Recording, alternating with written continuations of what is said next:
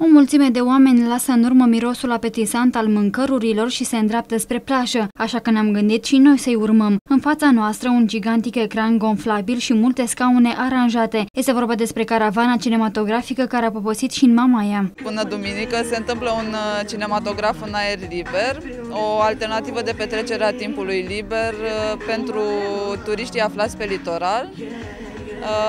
Avem un ecran de 120 de metri pătrați, cel mai mare ecran în momentul actual din țară și 8 filme care vor rula de marți până duminică.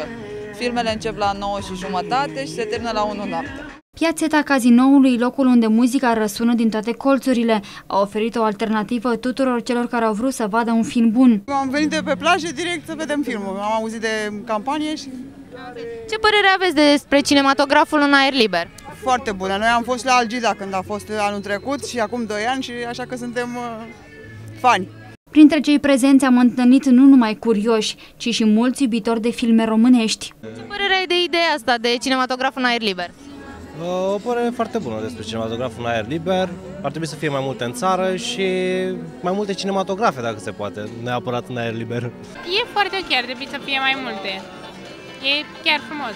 Publicul de la Malul Mării se va putea bucura alături de prieteni și familie în răcoarea serii de 2 surprize cinematografice. Puteți să ne spuneți măcar 2-3 filme în afară de cele din această seară?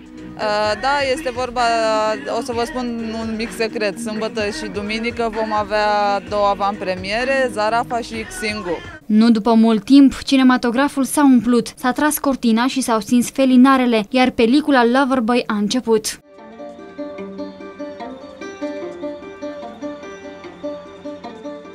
Ești un iubitor al cinematografiei? Da, foarte mare. Ce părere ai de ideea asta de cinema în aer liber? Ar fi foarte bună, depinde și de vreme acum. Dacă ar fi fost și ceva acoperit, ar fi fost frumos, dar în aer liber. O altă soluție decât terasele. Caravana cinematografiei va fi alături de toți pasionați de film de pe litoral până duminică seară. Apoi aceasta se va deplasa spre orașele București, Timișoara, Cluj, Iași și Craiova.